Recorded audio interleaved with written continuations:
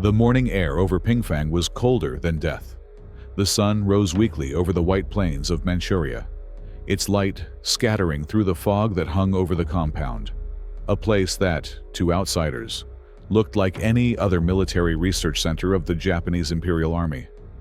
But behind those concrete walls, beyond the chimneys that spat out a thin, gray smoke, something far older than war was taking shape. It wasn't science, it was hunger, the hunger to dissect life itself. Inside, a young medical officer adjusted his mask. His gloved hands trembled, not from the cold, but from the anticipation that always came before the first procedure of the day.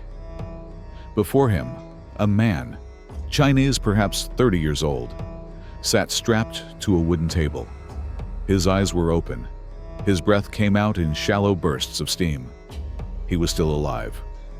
A nurse's voice broke the silence. "Subject 347 is ready, sir." The officer nodded. "Begin freezing." Buckets of crushed ice were poured over the man's arms. The skin turned white, then blue, then black. He tried to scream, but his voice cracked into the air like broken glass. His fingers twisted, then stilled. Frost bloomed across his eyelashes. The officer leaned closer, recording the reaction time with scientific precision. "Subject lost consciousness at 7 minutes, 32 seconds. He turned off the timer. Then, with quiet detachment, he took a scalpel and pressed it against the man's arm. The flesh, frozen solid, cracked open like porcelain. No one in the room spoke. The only sound was the rhythmic scratching of a pen against paper and the faint hum of the heating vents above. Outside, the compound was eerily still.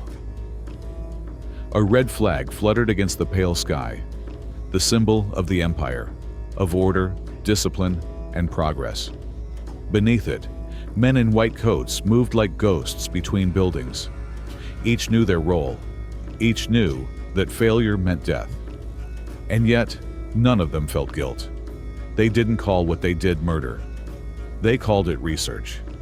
Pingfang was officially the Epidemic Prevention and Water Purification Department of the Kwantung Army. But that name was a lie, a mask for one of the darkest projects in human history. In reality, this was Unit 731, and its creator was a man named Shiro Ishii, a visionary, a doctor, and to some a genius. To others, he was simply the most dangerous man in Asia. Ishii believed Japan could rule the world through science, through weapons no enemy could see, smell, or hear. He saw microbes not as diseases, but as soldiers. He called them the Invisible Army. Under his command, Unit 731 grew into a city of death. Over 150 buildings, thousands of staff, laboratories, crematoria, and underground prisons. At its peak, it housed over 3,000 test subjects, men, women, and children, all referred to by one word: Maruta, logs. Because to Ishii and his men, they were not people, they were material. At dawn, trains arrived from the nearby prison camps. The prisoners stepped out into the cold, blindfolded, chained together. Some whispered prayers. Others were too weak to speak. A guard barked orders. "Keep them moving!"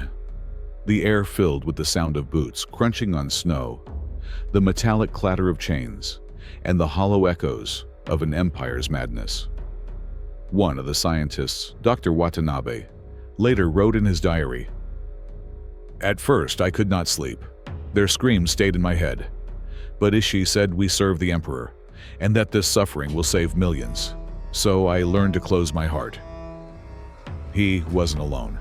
Unit 731 turned ordinary men into executioners wearing white coats.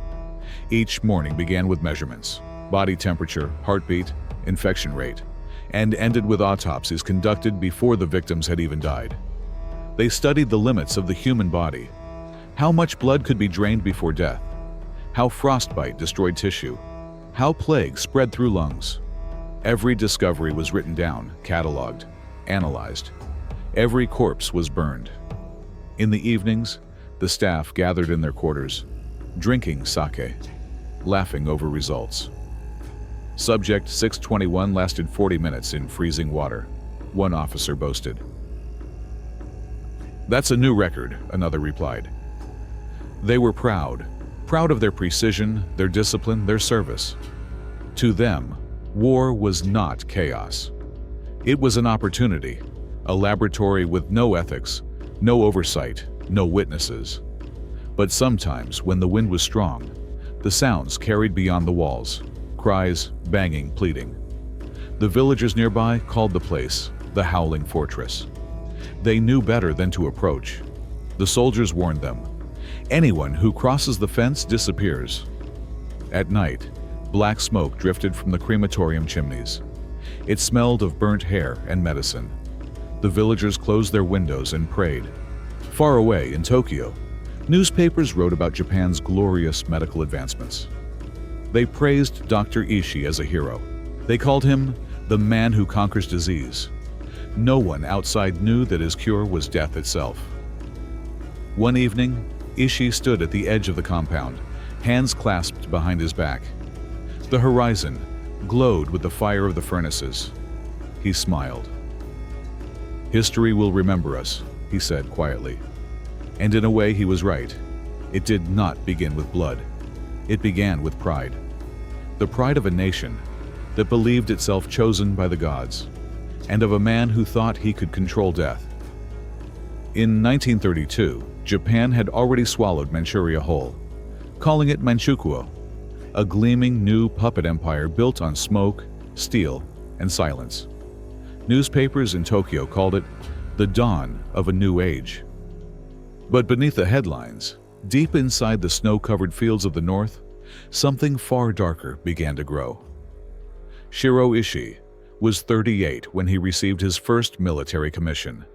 He was the son of a sake brewer, the kind of man whose charm could melt suspicion and whose intellect could weaponize anything. At Kyoto Imperial University, his classmates called him the man who never blinks.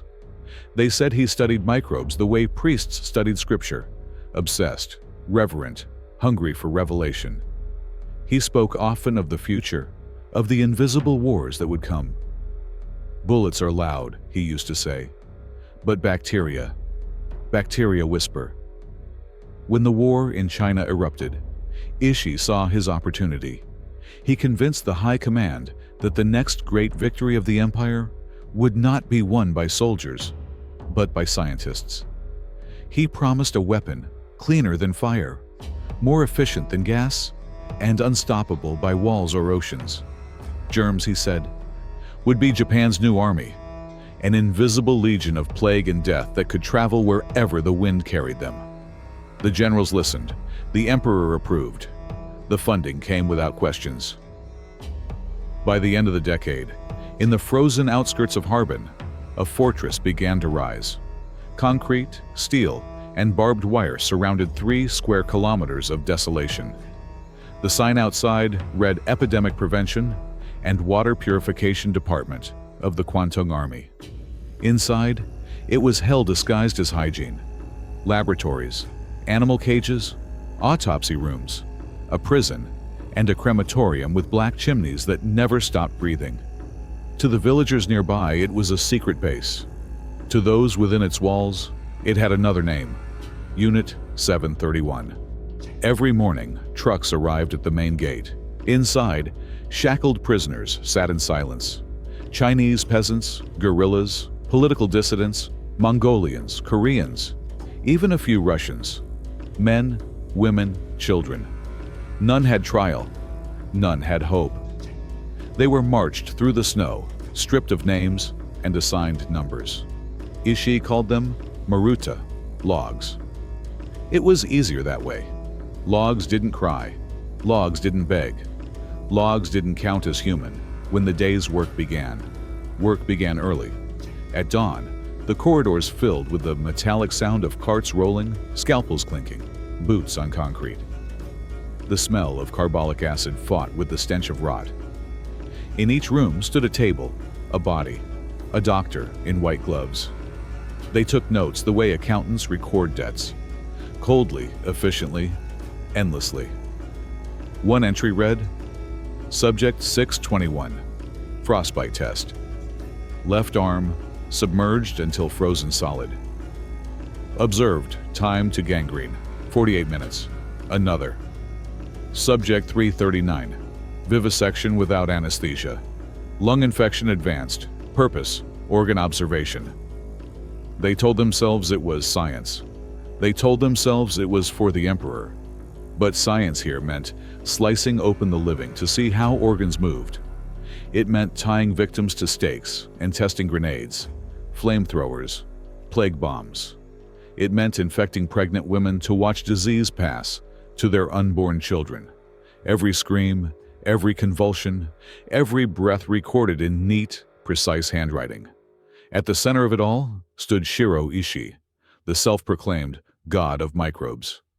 He rarely touched the instruments. He preferred to watch. He moved through the corridors like a shadow in polished boots, his uniform spotless, his voice calm. When an experiment went as planned, he nodded with quiet satisfaction. "The emperor will be pleased," he would say. When it failed, he blamed not himself but the subject. Poor material. In his sermons to the staff, he spoke not as a doctor, but as a prophet. "We are warriors of science," he told them. "What we do here will save millions. The suffering of the few brings the glory of the many." His words became gospel. Young graduates from Kyoto and Tokyo, who had dreamed of curing disease, now spent their days creating it. They stopped seeing eyes. They saw data points. They stopped seeing children. They saw statistics. The line between research and murder blurred until it vanished. But Ishii was not content with controlled experiments. He wanted proof that his weapons worked in the wild. And so, in 1940, Japanese planes flew over Chinese villages near Ningbo. The bombs they dropped were not explosives, but porcelain spheres packed with fleas. Fleas carrying the plague. Within a week, people began dying by the thousands. Families collapsed in their homes. The streets filled with the smell of decay. Soldiers watched from a distance in protective suits, taking notes. "Field test successful," Ishii reported. "Mortality rate exceeds expectations." More tests followed. Cholera in the rivers, anthrax in the fields, typhus in the wells. Each outbreak was studied, charted, refined. More efficient strains were bred. Stronger carriers developed. Over 400,000 civilians would die in agony, never knowing they had been turned into experiments. Ishii called it data collection. The army called it progress. Inside the walls of Pingfang, the world felt detached from morality. Posters hung on the walls. Sacrifice is honor. Through death, knowledge. Serve the emperor, serve the science. Those who hesitated were reminded that disobedience was treason. Some of the doctors tried to pray before work, whispering apologies to the souls they were about to destroy. Others drowned guilt in sake and laughter. At night, they held banquets. They toasted to results. They sang military songs to drown out the echoes from the cells below. One young researcher, years later, confessed, "The first time I cut into a living man, my hands shook so badly I dropped the scalpel. Ishii told me, 'Do it again or you will take his place.'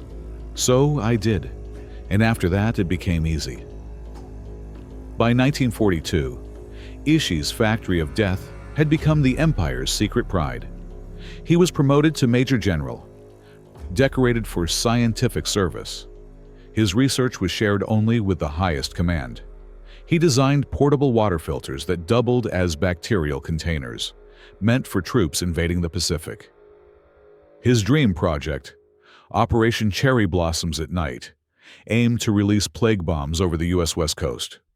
The war ended before he could try, but the plan was ready. It was all ready. Then came 1945. The empire was collapsing. Tokyo burned under American firebombs, and Soviet tanks rolled across Manchuria. The order arrived from Ishii himself: erase everything. Laboratories were destroyed, records burned, prisoners executed. Soldiers went from scientists to butchers again, strangling and shooting the few survivors left in the cells. The crematoriums roared for days, filling the gray sky with ash and silence. When the Soviets reached Pingfang, they found a wasteland. The walls were scorched, the air thick with the smell of rot. On the tables lay instruments rusted with blood. In the basements, they discovered jars, hundreds of them, each containing a heart, a liver, a brain. Some still labeled with experiment codes. The Epidemic Prevention Department had vanished, leaving behind only bones and shadows. Shiro Ishii fled south under a false name. He was captured by American forces a few months later. The officers who interrogated him were shocked by what they heard and fascinated. Frostbite endurance limits, plague aerosolization, anthrax weaponization. Knowledge that no Allied scientist possessed. Knowledge bought with thousands of lives. And in the new world, taking shape, knowledge was power. So the Americans made him an offer. Immunity in exchange for his research.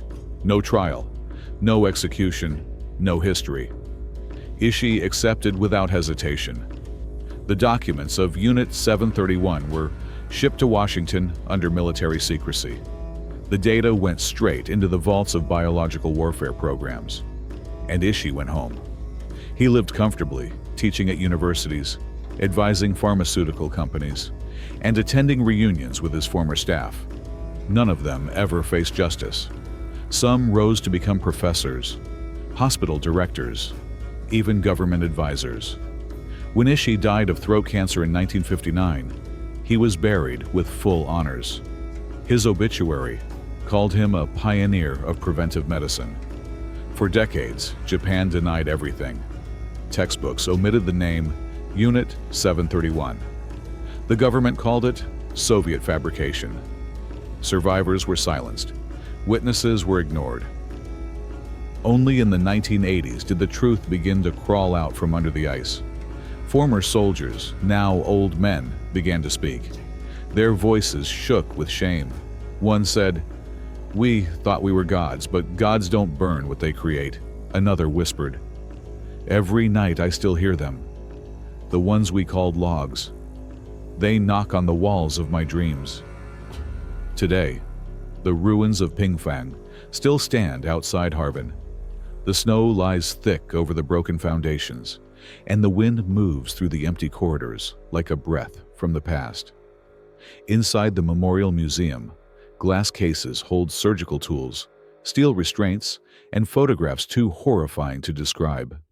The air smells faintly of disinfectant, as if someone is still trying to scrub the guilt from the walls. Visitors walk in silence. Some cry. Most simply stare. The guides tell the story in calm voices, the way one might read from a manual. Perhaps that is the only way to speak of a place like this, without emotion, without hope, because emotion would break the words and hope would sound obscene. History books now call Unit 731 a war crime. But it was more than that. It was a mirror held up to humanity, showing what happens when knowledge forgets conscience, when obedience becomes faith, and when curiosity loses its soul. Shiro Ishii believed he served his emperor. His men believed they served their country. But in truth, they served the oldest God of all, the desire to know, no matter the cost. And that God is still with us, in every laboratory that tests how much pain a body can bear. In every secret program that calls itself defense. In every mind that whispers, if it saves lives, it must be right. The horror of Unit 731 is not that it ended, it's that it never truly did. The snow was gone by the time the next phase began. Spring had come to Manchuria, and with it, the smell of wet earth and rot. The fields outside Pingfang shimmered under a pale sun, deceptively peaceful. Birds returned to the trees, and farmers began planting again, unaware that death had already taken root beneath their feet. Inside the compound, the tone had changed. The experiments were no longer confined to metal tables and observation rooms. Ishii wanted something bigger. He wanted proof that his invisible weapons could win real wars. He wanted to see entire towns die. He called it field testing. His officers called it the harvest. Orders went out under military code. Entire units of the Kwantung Army were assigned to assist, all sworn to secrecy. Trucks rolled out at night, carrying crates stamped with false medical insignias. Each crate contained porcelain bombs, filled with fleas bred in the laboratories, each insect infected with the plague. The scientists called them buboes with wings. The first target was the city of Ningbo. In early October 1940, under a sky without stars, Japanese aircraft flew low over the rooftops. The villagers below heard a strange clattering sound like rainfall. But it wasn't rain. Thousands of plague-infected fleas scattered into the streets, falling like ash. They crawled into wells, onto clothes, into the beds of sleeping families. Within days, people began dying. High fevers, vomiting, swollen black lumps on their necks and armpits. The air filled with flies. Doctors in the city hospitals couldn't understand it. An illness that spread faster than anything they had seen, killing entire households overnight. Bodies were loaded onto carts and burned in open pits. The smell of smoke clung to the air for weeks. From a nearby hill, Ishii's men watched through binoculars, taking notes. Each morning, they sent coded reports back to Pingfang.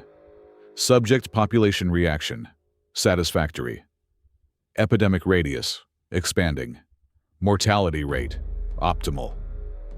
The plague became their proof of success. But Ningbo was only the beginning. New targets followed. Changde, Kuzhou, and smaller villages so remote their names never reached history books. Ishii's research teams dropped bombs filled with cholera spores into rivers.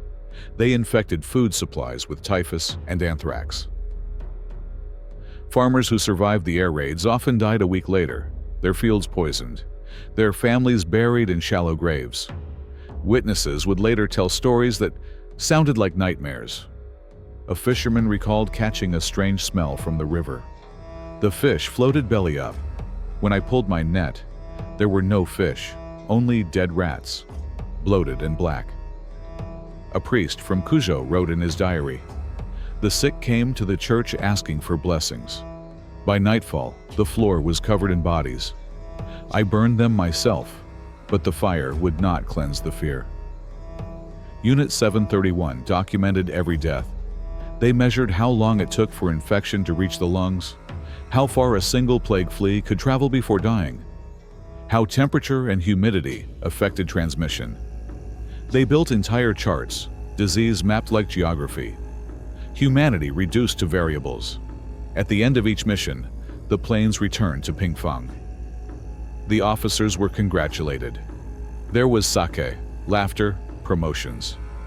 Ishii stood at the head of the room, glass raised. "Science," he said, "has no mercy, and that is its beauty." In 1942, Ishii expanded the project. His field tests became battle simulations. Prisoners from Pingfang were dressed in Chinese uniforms and tied to stakes on empty fields. Above them, Japanese bombers dropped plague and anthrax bombs, timed to explode just above the ground. The captives screamed and tried to shield their faces, but the wind carried the dust straight into their lungs. Scientists watched from observation trenches, counting minutes, recording reactions, drawing sketches of lesions as they appeared. When the victims collapsed, medics in protective suits moved in. They drew blood, cut tissue samples, recorded final heartbeats. Then the bodies were burned and the ashes buried in unmarked pits. Every death had a purpose. Every purpose served a report. Some soldiers began to question it. One lieutenant, years later, confessed, "It wasn't war. It was slaughter in slow motion. The worst part was that we stopped noticing." Yet Ishii noticed everything. He was meticulous, detached, calm. To him, these were not crimes. They were stepping stones toward the perfection of biological warfare. He believed that Japan, surrounded by enemies and short on resources, would rise through science alone. "The strong must use intellect, where others use steel," he wrote. "Let others bomb cities. We shall infect them." His vision reached as far as the Pacific. In 1944, as Japan's situation worsened, he proposed a final plan: Operation Cherry Blossoms at Night. It would use submarine-launched aircraft to spread plague over the U.S. West Coast, targeting San Diego and Los Angeles. Ishii's idea was simple: unleash an epidemic that would cripple America from within. Preparations began. Ceramic bombs were tested, pilots trained. But the war ended before the plan could leave the water. The emperor surrendered. The laboratories went silent, but silence could not hide what had been done. In the ruins of Manchuria, Soviet forces began to uncover evidence: shattered vials, decomposing bodies, notebooks half burned. The smell was still there, heavy and chemical, impossible to mistake. The Soviets tried to document everything. They filmed the ruins, interviewed witnesses, and found mass graves filled with charred remains. In Khabarovsk, they later held a public trial for some of Ishii's subordinates. The testimonies shocked even seasoned officers. One defendant admitted dissecting a 12-year-old boy while he was still alive. Another described experimenting with frostbite until limbs snapped off like glass. The audience fell silent. Reporters wrote in trembling lines, but the world barely listened. The Cold War had already begun, and the West had no desire to dwell on crimes that could yield useful science. Ishii himself was never tried. American intelligence officers approached him not as a criminal, but as a valuable resource. They knew that his records, thousands of pages on infection, immunity, survival times, were unique. To replicate such data would take decades, and no democratic government could ever authorize it. And so, in exchange for his files, they gave him immunity. The agreement was sealed quietly under classified orders. The information was transferred to U.S. biological research centers. The victims were left uncounted, unnamed, unremembered. For years afterward, Ishii lived comfortably in Japan, working as an advisor to medical institutions. He gave lectures on public health, even advising on vaccine development, a grotesque irony that no one dared to question publicly. He died in 1959 of throat cancer, surrounded by family, his crimes unspoken. His ashes were placed in a temple, as though he had been a man of virtue. But the disease he unleashed never truly died. In China, outbreaks of plague and cholera continued for years after the war. Carried by the same fleas that Ishii's teams had bred and released, villages disappeared. Survivors told stories that sounded more like folklore than history. Ghosts in the rivers, black rain from the sky, bodies that burned but would not rot. Decades later, when historians finally began uncovering the truth, they found that many of the scientists who had worked under Ishii had risen to high positions in post-war Japan: university deans, doctors, corporate executives. The data from Pingfang had become part of modern medicine, absorbed into research papers and textbooks. Stripped of its origins, the world benefited from the knowledge born in torture, and no one wanted to ask whose hands had delivered it. A survivor once said, "The real horror of Unit 731 is not what they did. It's that no one cared once it was done." Even now, the site of the laboratory in Harbin stands as a museum. The snow falls softly over the remnants of the walls. Inside the exhibition hall, visitors move in silence through rooms filled with glass jars and surgical tools, photographs that seem unreal in their clarity. A faint smell of disinfectant lingers in the air, like the memory of sterilization that can never truly clean. At the center of the exhibit is a single plaque engraved with one sentence: "May the dead warn the living." Shiro Ishii once wrote that, "Through death, knowledge is born." Perhaps he was right. though not in the way he intended. His empire of experiments revealed something eternal, that progress without conscience is merely another form of decay, and that even science, when stripped of mercy, becomes religion for those who worship control. The fields of Manchuria are quiet now. The grass has grown over the bones. The rivers run clear again, and children play where once the dead were buried. But sometimes, when the wind blows from the north, the villagers say they can still hear it.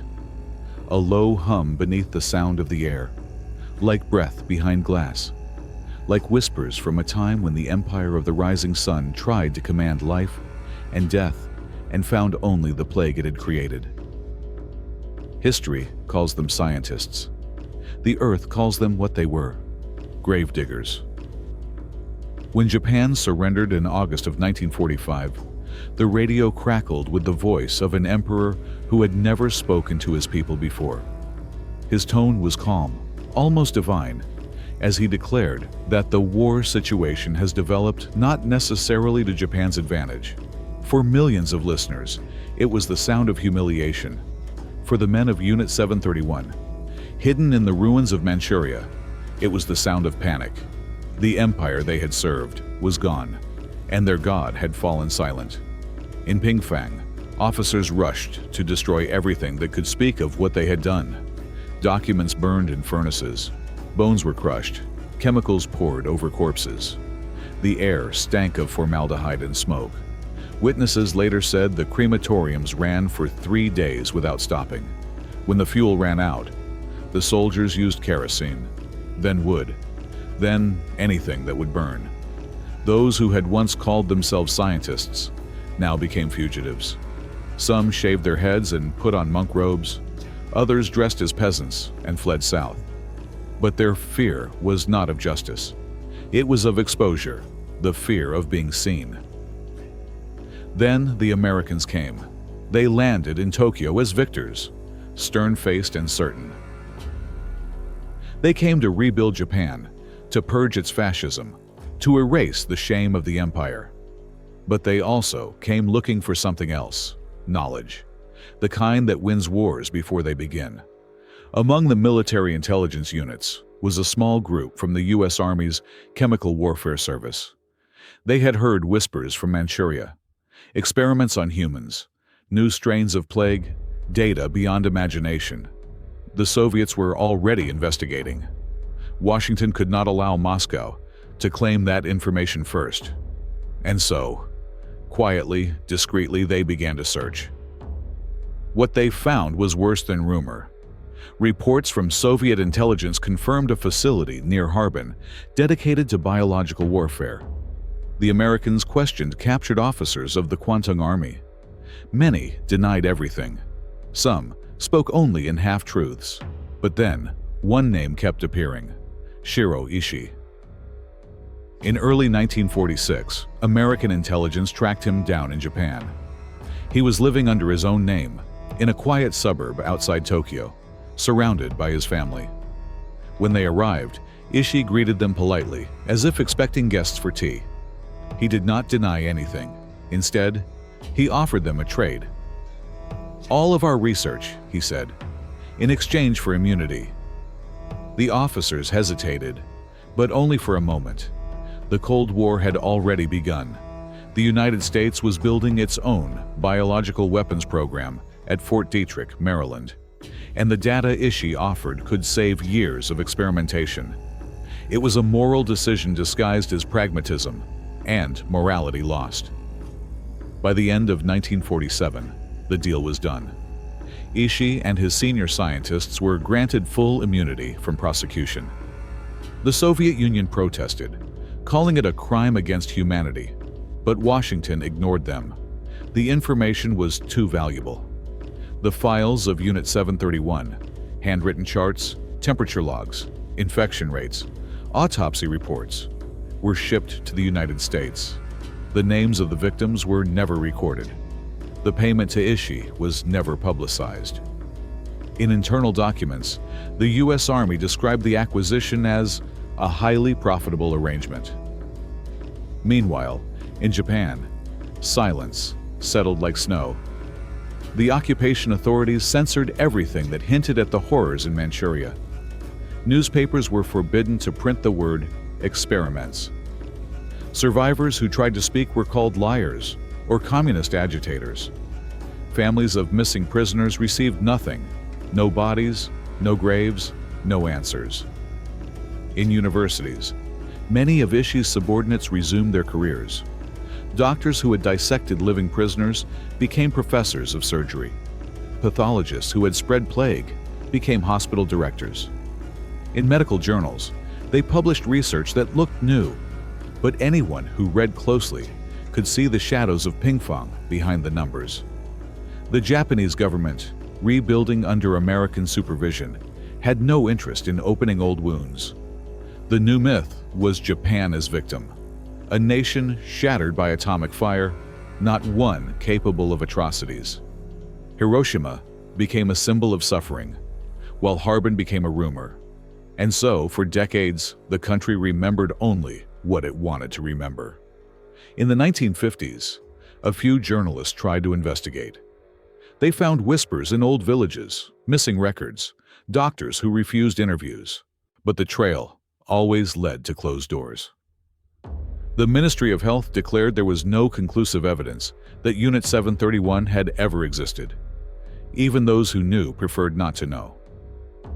The past, they said, belongs to history. But history has a way of bleeding through.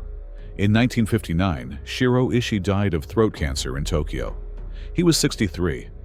The newspapers published small obituaries praising his contributions to preventive medicine. His students sent flowers. Not one line mentioned the thousands he had murdered. His ashes were placed in a Buddhist temple, his name carved neatly on the family stone. For almost 20 years, that was the end of it. Then, in the late 1970s, the cracks began to show. A former army nurse named Yoshio Shinozuka, who had served as a teenager in Pingfang, confessed publicly. He spoke at a small gathering in Tokyo, his voice trembling. "I was a witness," he said. "I helped carry the victims. I saw what they did to them. I can't forget." Others followed. Former guards, technicians, even doctors. Old men who could no longer sleep. They described vivisections, infections, frostbite, dismemberment. They said they had been told it was for the glory of Japan, and they had believed it. The confession spread through the media like wildfire. For the first time, the name Unit 731 appeared in print. The government tried to dismiss it, but the flood of testimony was too great. Survivors from China came forward, showing scars, photographs, memories that refused to fade. Television crews visited Harbin and filmed the ruins of the complex. Viewers across Japan saw the crumbling walls, the rusted tables, the black chimneys. The silence of 30 years broke. In 1985, a memorial museum was opened on the site of the former facility. It stood as both a monument and a warning. On the walls were photographs the world had never seen, faces frozen in terror, medical instruments arranged like trophies. The captions were brief, almost clinical. Subject under frostbite test. Bacteriological experiment 1942. Cremation site. Visitors wept in silence. Some bowed. Some turned away. Others whispered prayers. But not everyone wanted to remember. Nationalists in Japan called the museum anti-Japanese propaganda. School textbooks still omitted the details. Teachers who tried to tell their students were pressured to stop. Even today, the subject remains a wound Japan struggles to acknowledge fully. For the survivors, justice never came. The Soviet trials at Khabarovsk convicted a handful of men, but none of the real architects were punished. The United States buried the files in classified archives. The victims' families never received compensation. And yet, the truth endures. Not in courtrooms, but in memory. Every year in Harbin, on the anniversary of the facility's liberation, people gather outside the memorial. They light candles in the snow. They place chrysanthemums on the ground. In the distance, the wind moans softly through the broken windows of the old buildings. It sounds almost like breathing. An old woman once told a reporter, "The ghosts here are not angry. They just want to be remembered." Inside the main hall, engraved on a steel plate, are the words, "May such science never serve humanity again." The legacy of Unit 731 is not only in what it did, but in what followed. Its research, born from horror, seeped quietly into modern medicine and warfare alike. The frostbite data informed survival studies for soldiers in Korea and the Arctic. The plague and cholera experiments contributed to vaccine development. And behind every new discovery, every classified test, there lingers the same question Ishii once asked his men. If it saves lives, does it matter how it was found? The question has no answer, only echoes. Science moved on. Nations forgot.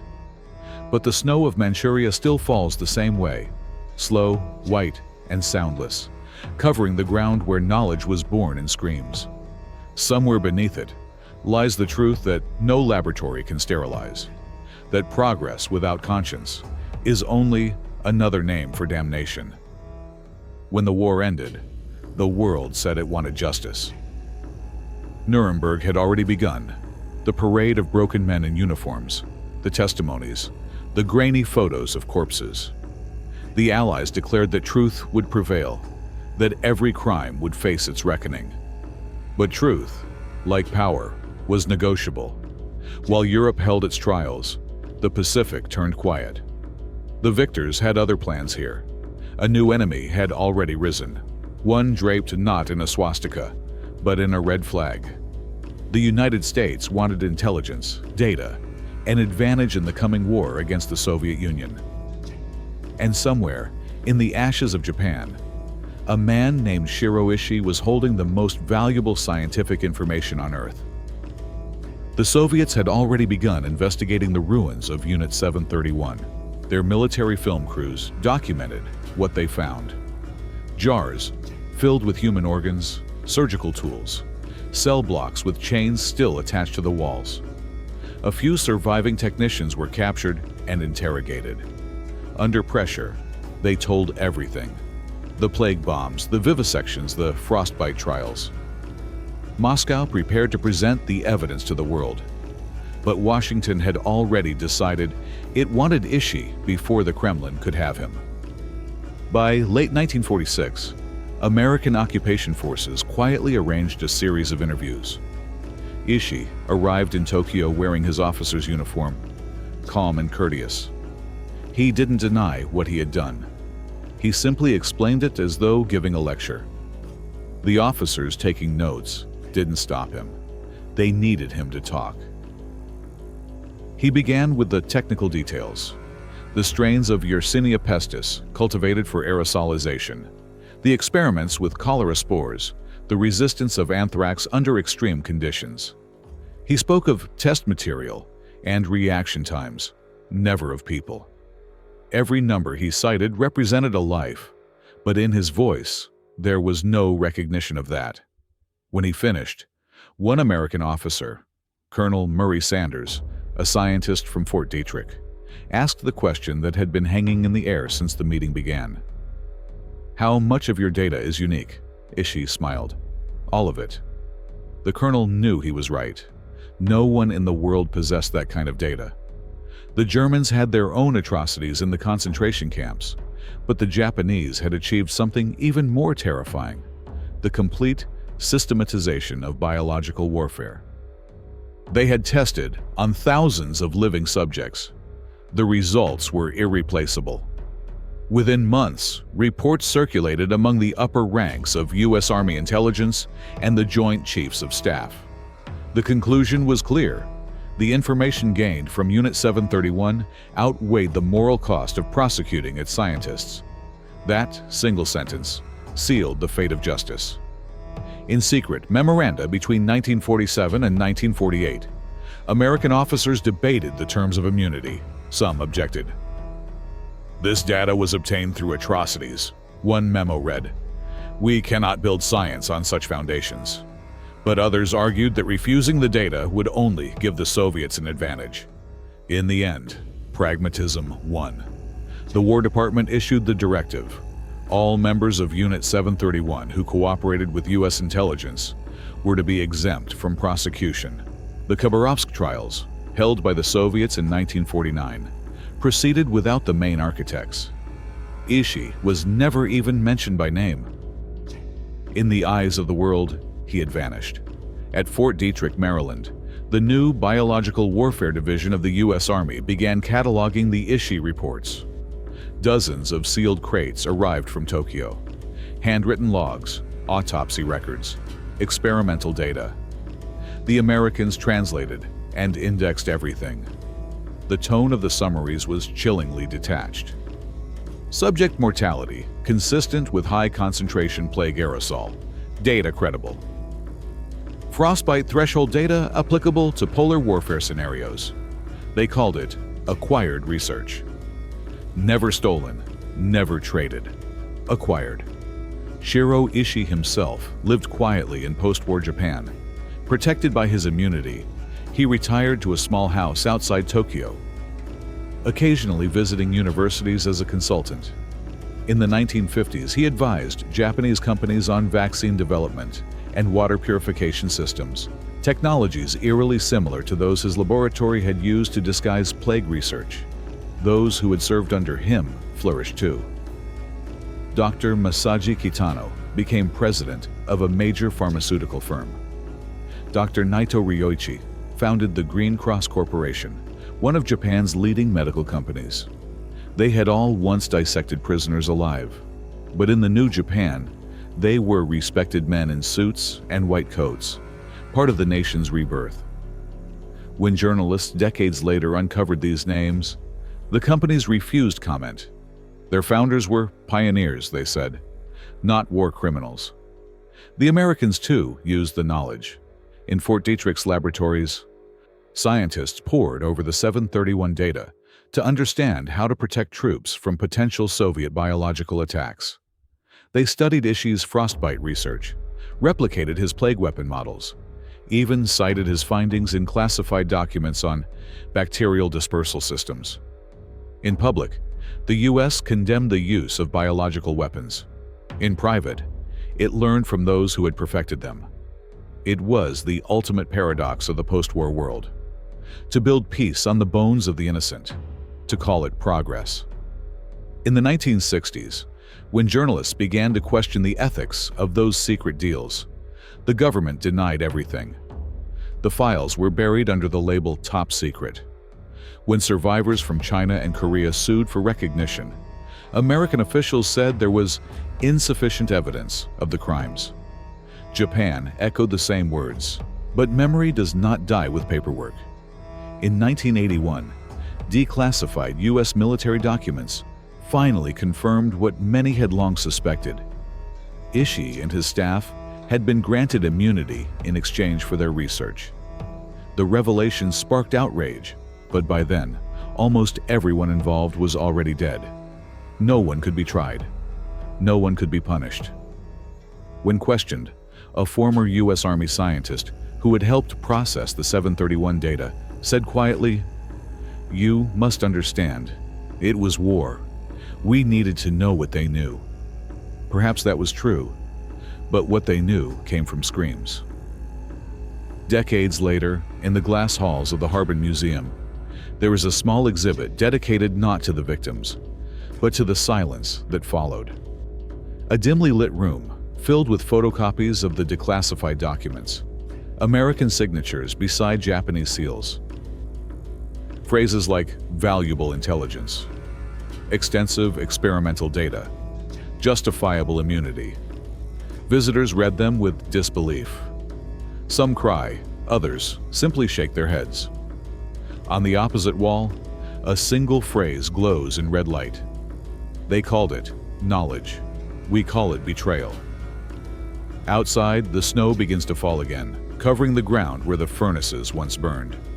Today, the story of Unit 731 remains a lesson most governments prefer to ignore. It does not fit easily into the narratives of good and evil, of winners and losers. It is a reminder that power makes its own morality. and that even nations claiming virtue will shake hands with monsters when it serves their purpose.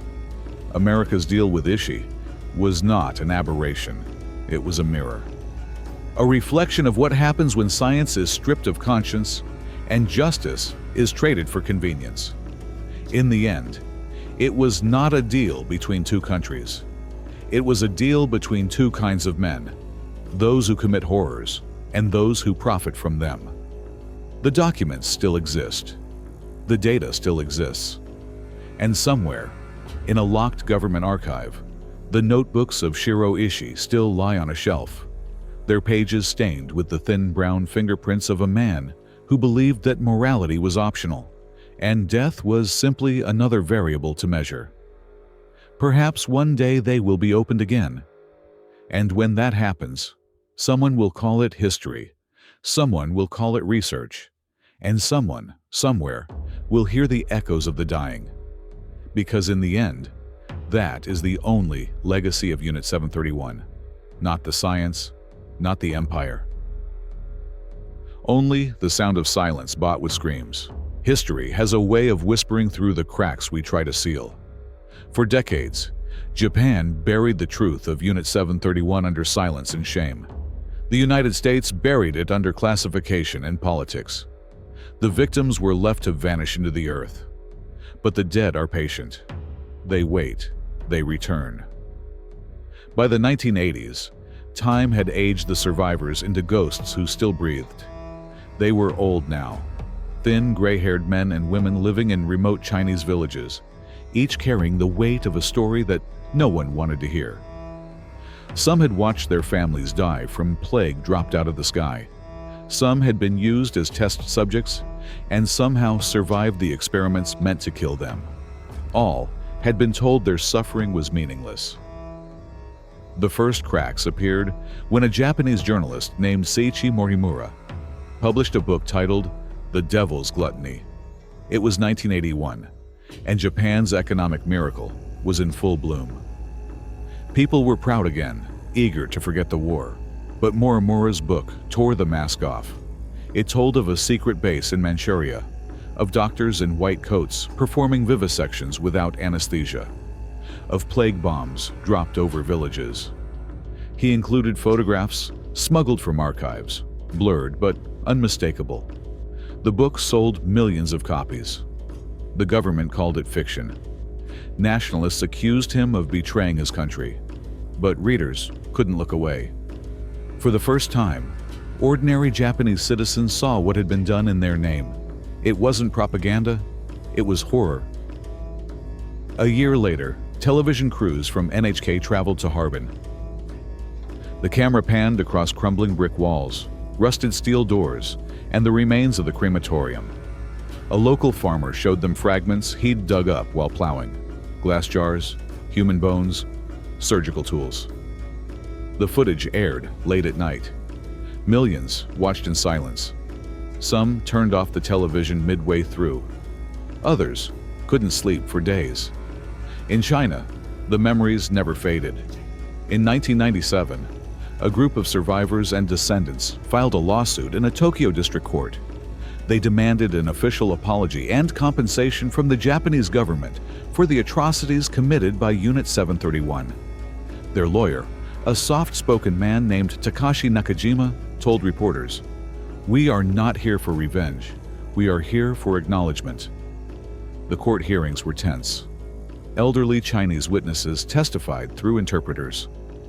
Their hands shook as they held up faded photographs and medical scars.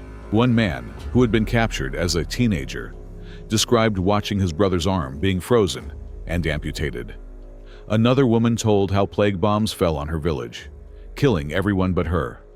Japanese government attorneys responded with indifference.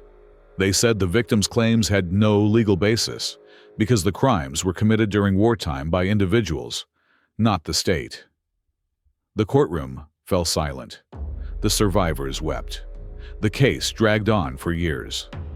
In 2002, the Tokyo High Court finally acknowledged that Unit 731 had committed crimes of extreme cruelty. It was the first official recognition in Japan's history. But the judges stopped short of ordering compensation or an apology. "The responsibility lies in history," the ruling said, "not in law." History, that word again. So clean, so final, so safe. But history would not stay still. In 2018, a new wave of evidence surfaced. Japan's National Defense Archives quietly released a list of 3,607 names, members of Unit 731 and its sister divisions. The release was the result of years of legal pressure from journalists and historians. The list was incomplete, many names censored, but it was enough. Among them were men who had become professors, surgeons, even respected figures in medicine. The revelation shook Japan. News anchors read the names aloud on television.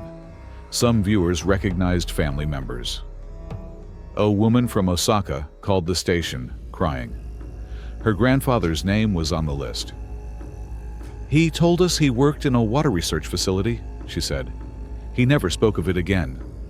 For others, the truth came too late. Many perpetrators had already died, their secrets buried with them. But the list proved what survivors had always known, that Unit 731 wasn't a myth or an exaggeration. It was a machine built by a nation that chose not to look too closely.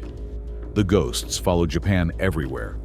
Chinese documentaries began airing annually, timed with the anniversary of the facility's fall. In each one, survivors spoke directly to the camera. Their voices were calm, deliberate, heavy with the knowledge that time was running out. "I want the young to know," one man said, "not to hate, but to remember." Meanwhile, Japan's right-wing politicians dismissed the broadcasts as propaganda. "The war is over," they said. "Let the past rest." But the past refused. Internationally, the story became a weapon. China used Unit 731 as proof of Japan's moral hypocrisy, citing it in diplomatic disputes. Japan accused China of manipulating history for political gain. The United States avoided comment, its own complicity too deeply tied to secrecy. What began as an atrocity had become part of modern geopolitics, memory as ammunition. Still, the ghosts remained louder than politics. Every winter in Harbin, the temperature drops below zero. The snow piles over the fields where the laboratories once stood. Visitors come from across the world. They walk the same paths where prisoners once marched to their deaths. The cold bites their skin, the air still carrying that strange metallic smell, faint but unmistakable. Inside the Memorial Museum, there is a glass case holding a single pair of cracked surgical gloves. They are stiff with age, stained brown where the fingers once bent. Next to it, a photograph, blurred, black and white, of men in white coats standing around a table. No faces visible, no names, just the echo of industry. A sign beneath reads, "Do not forget, they were human." One of the museum guides, a woman in her 50s, tells visitors that she grew up in the nearby village. Her grandfather died in one of Ishii's plague drops. Every year, she says, when the first snow falls, she lights incense at the edge of the field. The snow covers everything, she says, but it doesn't erase. Outside, school children write their names on small wooden tablets and leave them by the memorial wall. Most are Chinese. A few are Japanese. They stand side by side, silent. The guide watches them and whispers, "That is what justice looks like." In recent years, new generations of historians in both Japan and China have begun collaborating, opening archives, cross-referencing evidence, piecing together what was once forbidden to speak. Each discovery feels like a wound reopened, but also like a cleansing. In 2023, a rare joint exhibition was held in Tokyo. For the first time, Japan displayed original artifacts from the Harbin site. Among them was Ishii's personal notebook, its pages filled with neat, flowing handwriting. On one page, beneath the formula for a bacterial strain, a single phrase written in pencil: "The Emperor's will is beyond morality." People stood in front of the glass for hours. No one spoke. Some bowed, some wept. The ghosts had returned not to haunt, but to remind. Because the story of Unit 731 isn't about the past. It's about what humanity is capable of when conscience becomes inconvenient. It's about how silence can last longer than justice, and how every generation must choose, again and again, whether to remember or to look away. The snow still falls on Pingfang. The buildings are gone, but the ground remembers. Under the frozen soil lie the ashes of men, women, and children who never had names in the reports.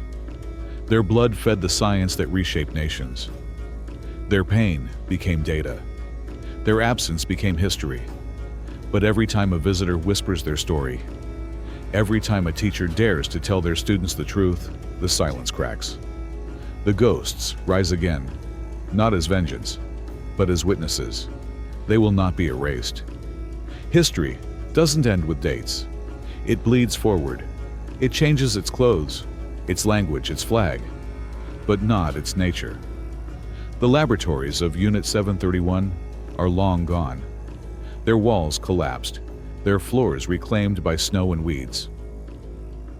Yet the spirit that built them, the cold belief that knowledge is worth more than life, still moves quietly through the modern world. It hides now behind different names: research, security, progress. It speaks the polished language of ethics boards and funding committees. It promises protection, not destruction. And yet, in the glow of sterile lights and under the hum of machines, the same questions return. How far can we go? What can we justify? Who decides the cost? In the decades after the war, the world vowed never again. The Geneva Conventions banned biological weapons, and scientists everywhere swore loyalty to human rights. But behind locked doors, the race continued. The Soviet Union built its own network of secret bioweapons laboratories. The United States expanded Fort Detrick's research programs, using Ishi's stolen data to create vaccines and defenses against potential bacterial attacks. Britain and China followed. Progress marched on, fed by fear. And in every new outbreak, every experiment on the edge of the unknown, there was a shadow. The outline of Harbin, the echo of screams behind the word science. When Cold War tensions peaked in the 1960s, governments justified everything in the name of survival. They dissected the sky with nuclear fire, and the human genome with the same detachment Ishi once showed toward his subjects. By the time the world realized what had been unleashed, ethics had become a ceremony, something to recite after the damage was done. The legacy of Unit 731 was not only the data it left behind, it was the example it set, that morality bends when power demands it, that nations will always find reasons to use the unthinkable if it promises security or supremacy. In modern laboratories, scientists manipulate viruses and genes with tools that Ishi could never have dreamed of. CRISPR cuts DNA with surgical precision. Synthetic biology designs new life from code. And once again, the promises sound familiar: to cure, to defend, to improve. Yet the temptation is the same. If we can, then why not? Somewhere, perhaps in another cold city, another researcher stands over a Petri dish and whispers the same lie that has echoed for a century. It's for the greater good. That's how it always begins. The ghosts of Pingfang are not angry. They are warnings. Their silence is not vengeful. It is sorrowful. Because they know that humanity learns only through repetition, that every generation must rediscover its own limits the hard way. When we teach the story of Unit 731, we do not only tell of war crimes or atrocities. We tell of what happens when logic divorces empathy, when intellect loses its soul. It's easy to condemn the past, harder to recognize it wearing our own reflection. Ishi died believing he had served his country. His followers died believing they had served science. The Americans who protected them believed they had served peace. Every one of them justified their actions with the same reasoning: It was necessary. Necessity is the oldest lie we tell ourselves. At the Harbin Memorial, there is a hall lined with names, the few victims ever identified. The rest are marked simply as unknown. A recording plays softly in the background, the wind over snow, the faint sound of dripping water. On one wall, engraved in steel, are the words, "The past is not over. It waits." School children walk through, holding notebooks. Their faces are pale in the dim light. A teacher tells them that science must serve life, not command it. They nod, but they are too young to understand the weight of what they're seeing. They will understand one day, when the next crisis comes, when someone tells them that certain lives must be sacrificed for the greater good, and they must decide whether to believe it. There is an old belief in Japan that spirits linger where injustice remains unanswered. If that is true, then the plains of Manchuria will never be empty. Beneath the frozen soil lie the remnants of thousands who were erased in the name of discovery. Their presence is a quiet pulse under the snow, a heartbeat of warning that hums across generations. And perhaps in that silence, there is also forgiveness. Not for the men who built the laboratories, but for those who dare to remember them. Memory is the only redemption left to the living. In the end, Unit 731 is not a story about war or Japan or even science. It is a story about us, about what we become when we stop asking whether what we do is right, about the hunger that drives us to peel back the skin of the world just to see what lies beneath, about the line between creation and cruelty that we cross every time we say, "It's worth it." Shiro Ishii's laboratories may be gone, their chimneys cold, their walls erased by snow. But the idea he embodied, that knowledge excuses anything, remains alive in every human ambition that forgets its heart. Maybe that is why the snow still falls on Harbin, endlessly, quietly, like a shroud. The earth keeps trying to pull over its own sins. And maybe, when the wind howls across those empty fields, it is not the past crying out, but the future, warning us what happens when we let reason replace compassion and call it progress.